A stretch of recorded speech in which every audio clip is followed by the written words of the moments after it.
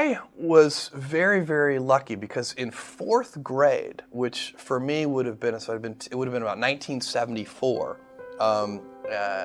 I had access to a mainframe computer. There were no personal computers in 1974, and there was a company in Houston that had loaned excess mainframe computer time to this little elementary school. And we had a teletype that was connected by an old acoustic modem. You literally dialed a regular phone and picked up the handset and put it in this little cradle, and nobody, none of the teachers knew how to operate this computer. Nobody did, but there was a stack of manuals, and me and a couple of other kids stayed after class and learned how to program this thing, and that worked well for maybe about a week.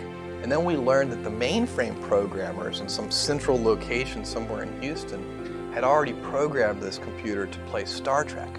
And from that day forward, all we did was play Star Trek. And that's actually something I should have mentioned, but I used a large portion of my elementary school free time hours not only watching Star Trek, the original of course, but also playing Star Trek. And everybody wanted to be, all of my friends, we all wanted to be Spock.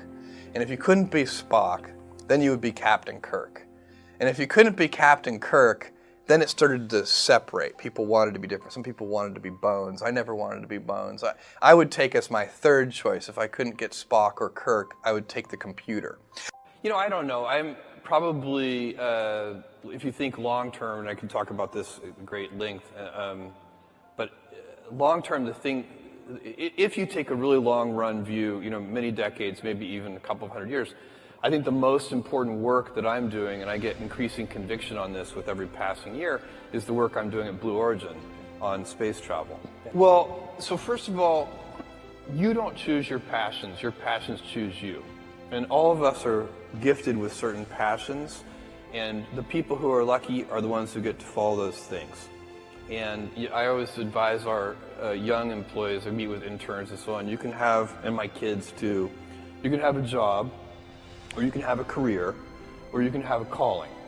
And if you can somehow figure out how to have a calling, you have hit the jackpot, because that's the big deal.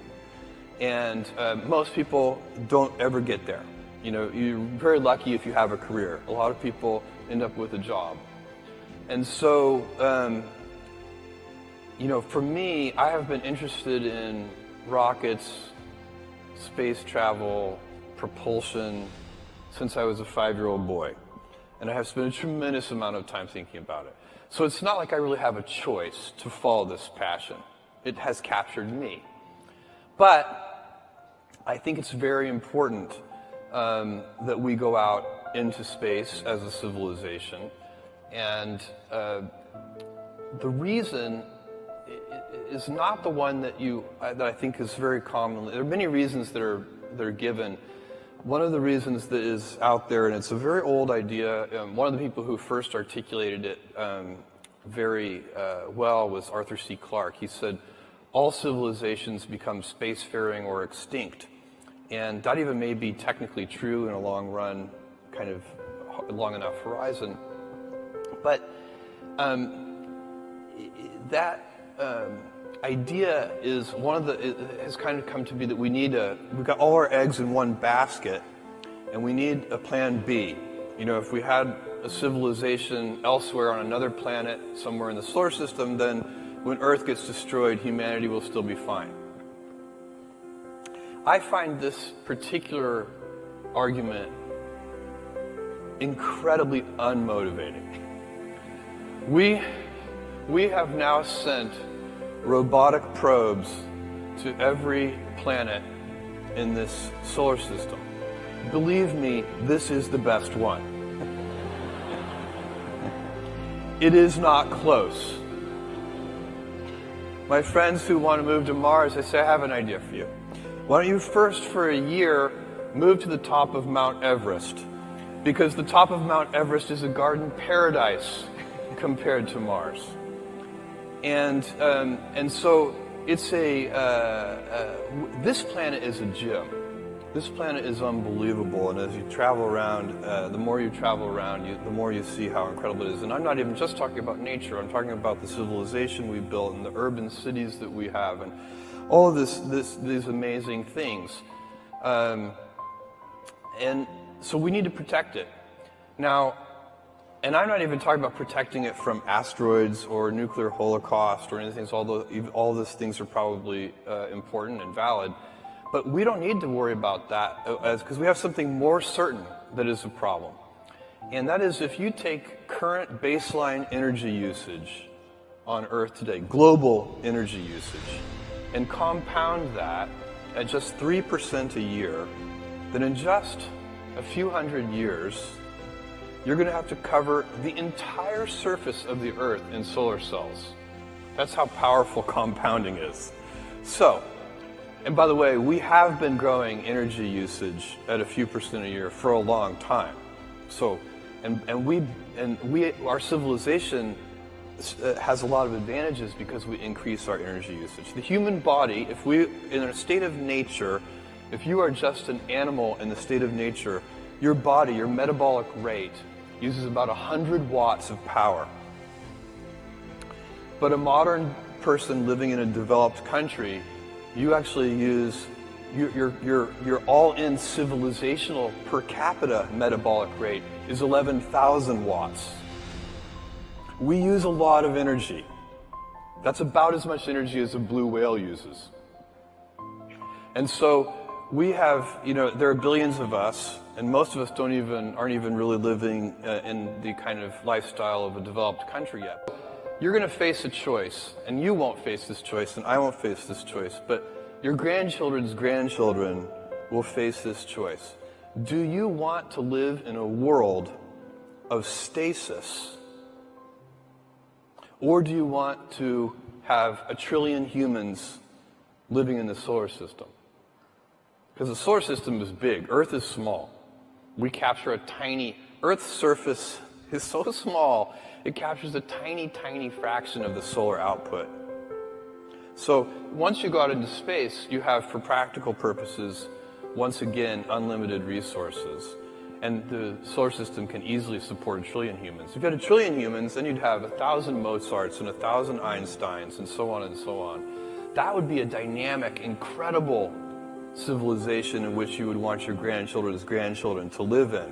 I think ultimately Earth becomes zoned, residential and light industrial, and we'll have universities here and beautiful parks and houses, but we won't have big factories here. All of that will be much better done in space, where we have access to much higher quality resources. And so that's going to take several, that's a multi-100-year vision. And my piece of this vision is I'm taking my Amazon lottery winnings and I'm converting them into reusable rocket vehicles so that we can lower the cost of access to space. Because right now the price of admission to do interesting things in space is just too high. If I look at what Amazon was able to do 20 years ago, we didn't have to build a transportation network. It already existed. That heavy lifting was in place.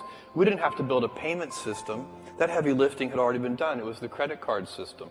We didn't have to put a computer at every desk. That had already been done too, mostly for playing games, by the way, and so on. So all the pieces of heavy lifting were already in place 20 years ago, and that's why, with $1 million, I could start this company.